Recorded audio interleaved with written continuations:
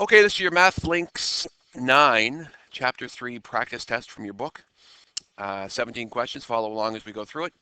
Question number 1 says, what is the value of 3 in this power? So, first of all, the whole thing is called a power, and powers have bases, and they have what's called exponents.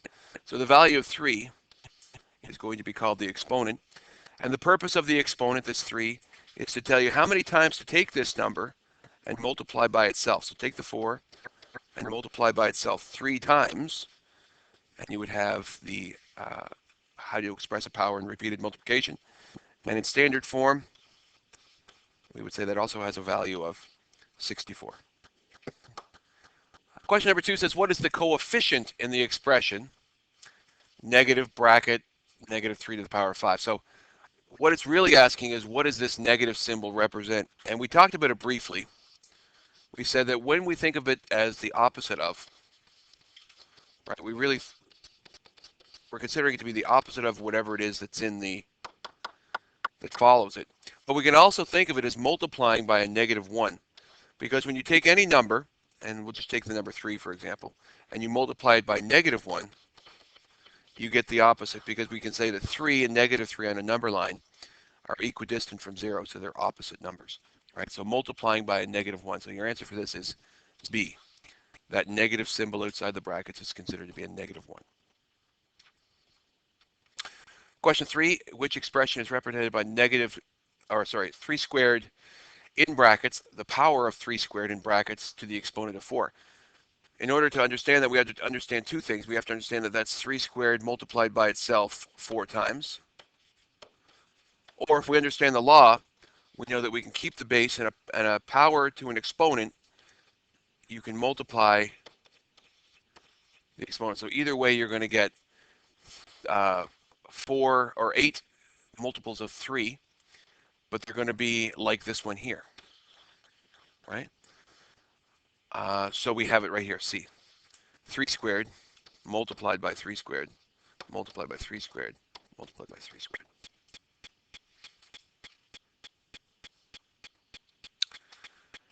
Question 4 says, what expression is equivalent to 5 times 4 squared? This one is just using one of our laws, and we learned that before. If we have these 4 expressions,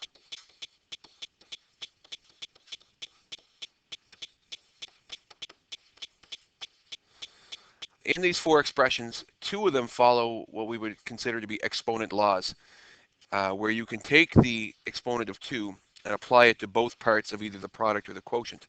It does not work for sums and it does not work for differences, but it does always work for products. So if we think about that just real quick, if I took 5 times 4 squared and I was to solve it using BEDMAS, I would go 20 squared, which would equal in standard form 400.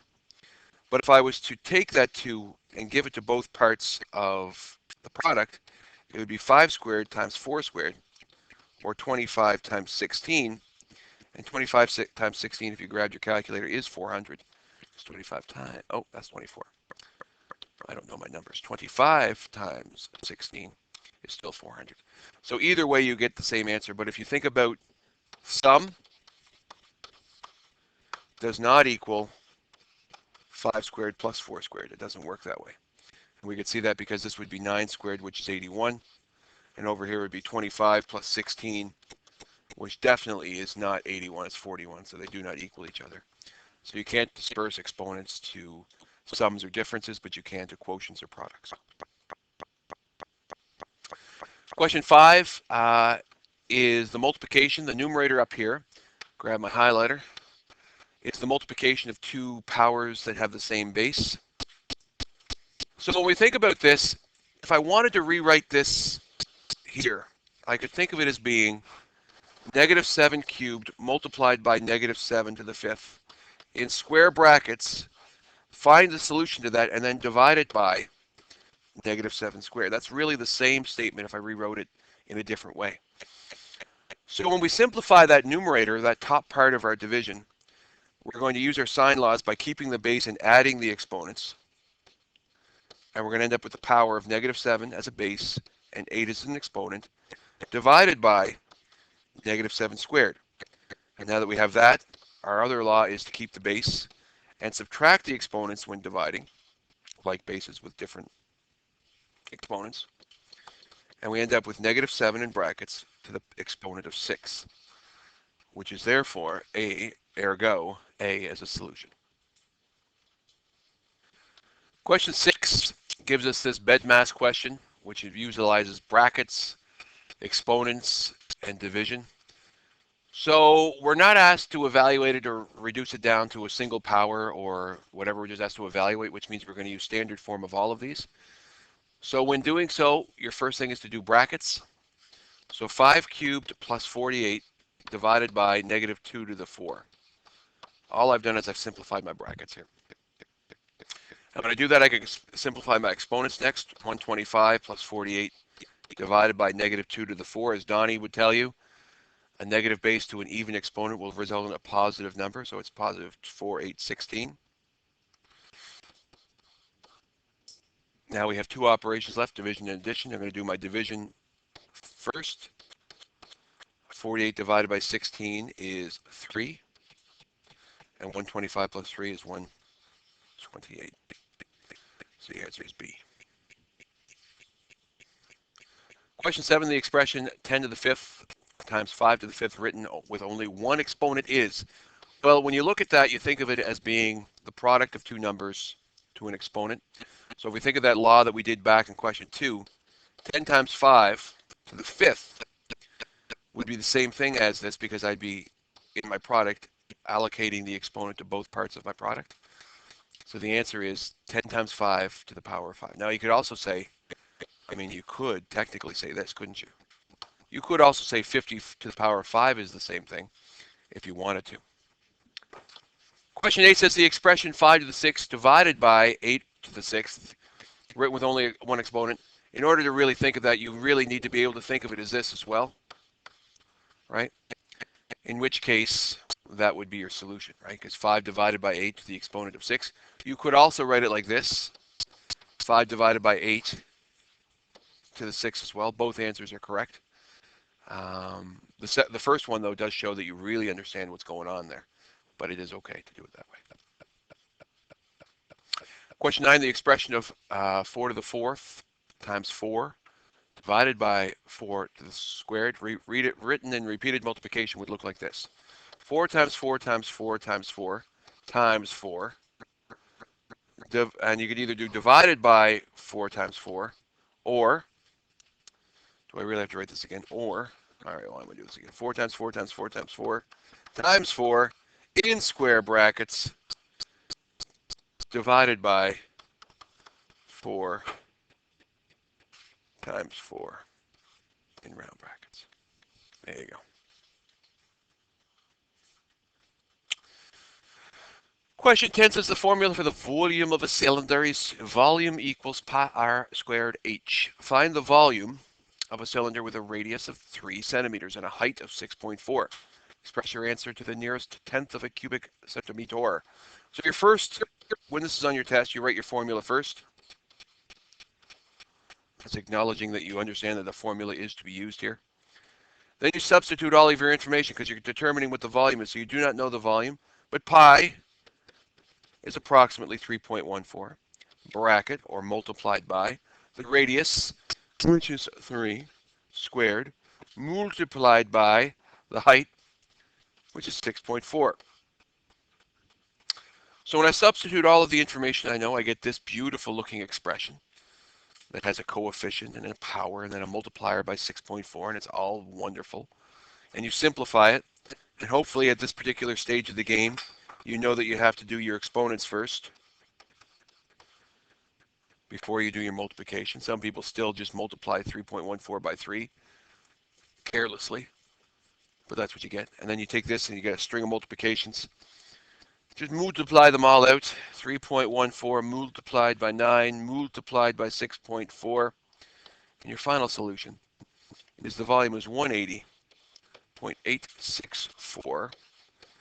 And they're going to be units, cubic centimeters. And it says rounded to the nearest tenth of a cubic centimeter.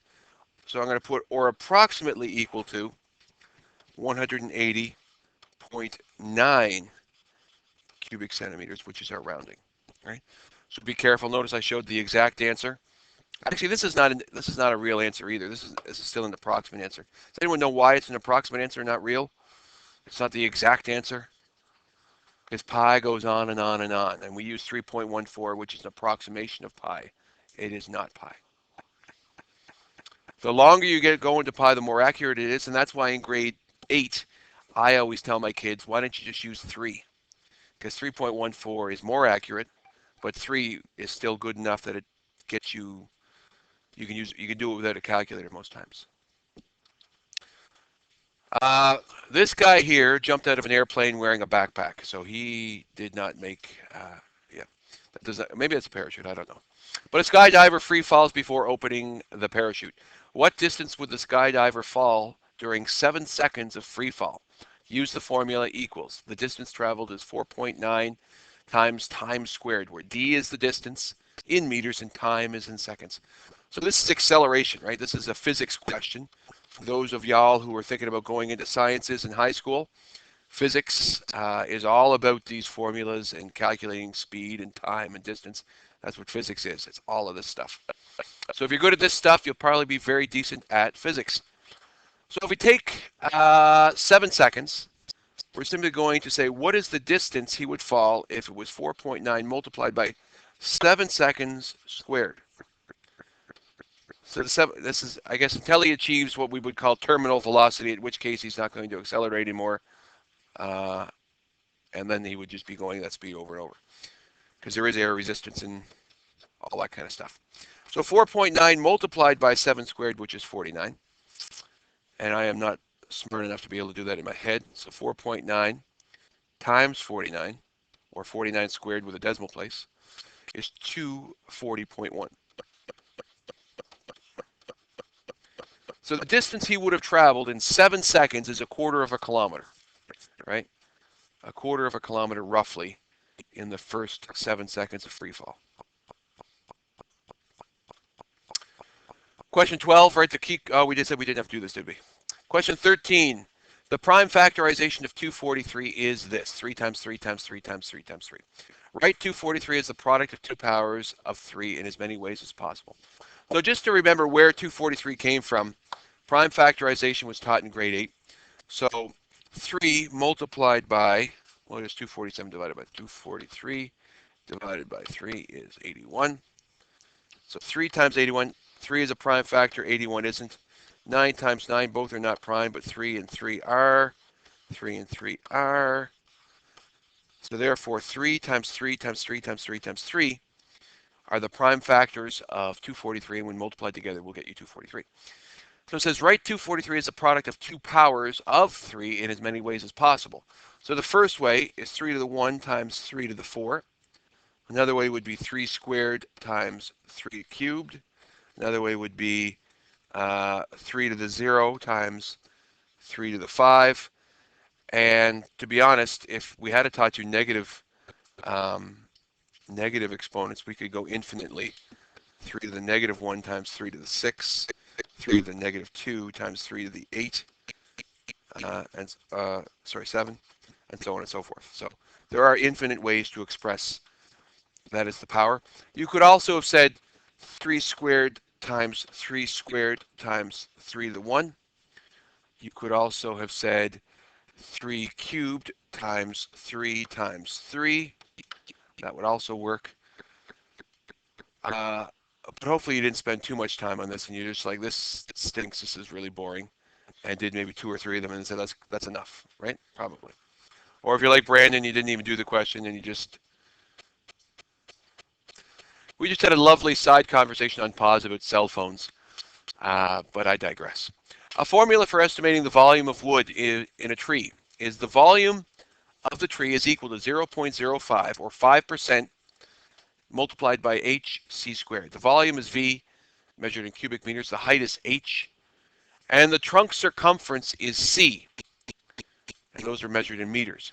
What is the volume of wood in a tree with a trunk of a circumference of 2.3 meters and a height of 32? So we're going to write our formula.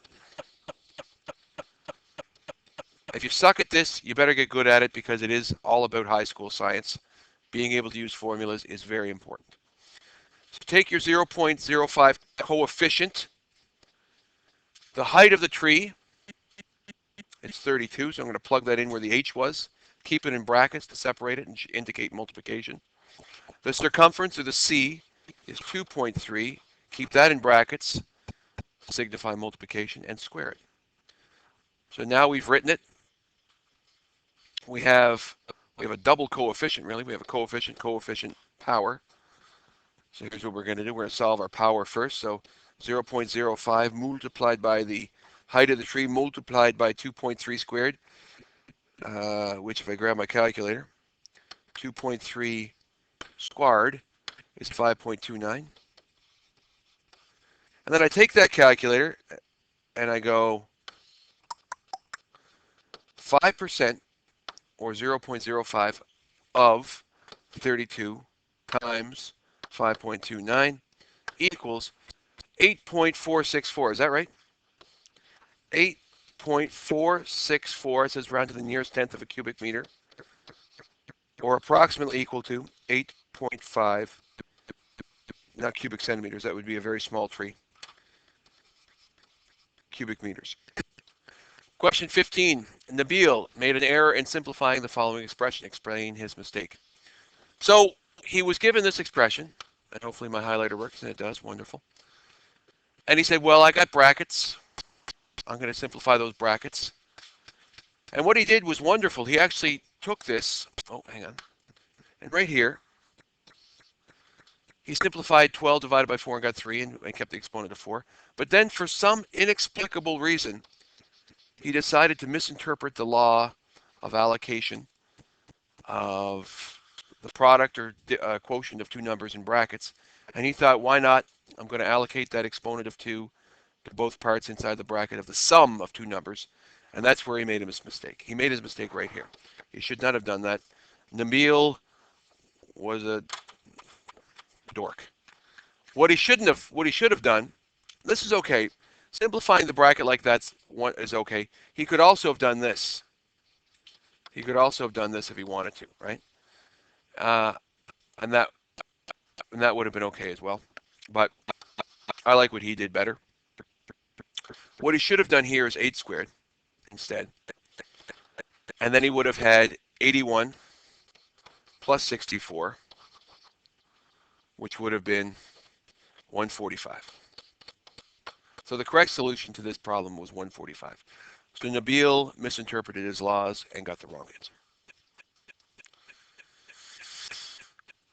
Our favorite questions about bacterium. Wonderful question. A type of bacterium triples every 24 hours. That is a very slow mating bacterium. Because the double, usually we're doing it doubles every 10 minutes or whatever. This one takes 24 hours to triple. So if there were 300 bacterium, create a table. So the table would be N and T. So the number of bacterium, actually it should be backwards, 300 bacterium in 0 hours. In 1 hour, that would have tripled to 900. In 2 hours, that 900 would triple into 2,700. In 3 hours, how many times do I have to do this? How far do I have to go? Oops. It's supposed to be days. Days. In 3 days, that 2,700, oh God, 6, 7, 8,100. In 4 days, how many days do I have to do this for? 7? Really? 9 days? I'm not going any further. This is ridiculous. But you get the idea. Well, it wasn't me. It was right the company that made your textbook. It then says determine a formula, but that's not right because we already have our formula. Our formula was SRT. Just like this, coefficient, base, exponent. Where S represents the starting number, R represents the rate of change, and T represents the number of time units. So, with that in place, use this formula to determine the number of the bacteria after 9 days. So the starting number of bacteria is 300. Its rate of change, or R, is tripling. So we're going to use 3. And the number of 24-hour periods in 9 days is 9. There's our formula. And I will then take my calculator. The keystroke sequence will be 3 to the exponent of 9 first. Simplify that power to be 19,683. Multiply by the starting number of bacterium, and you end up with almost 6 million bacterium. That's a lot of bacteria. It's like a whole spoonful of yogurt. How many were there 24 hours ago? Well, here's what you would do. Your formula was still the same here, but if it was 24 hours ago, it was 1 unit of time less, which means the exponent will not be 9, but rather 8. And when I do that, I'm reducing that number 5,904,900 by a factor of 3. It is really a multiple of 3 less. So if I divide that by 3, I end up with 1,968,300 bacterium. But if I didn't believe myself, I could actually check it by doing 3xy8 and then taking that and multiplying it by 300, and I end up with the same answer. It's a multiple of 3 less than it was before.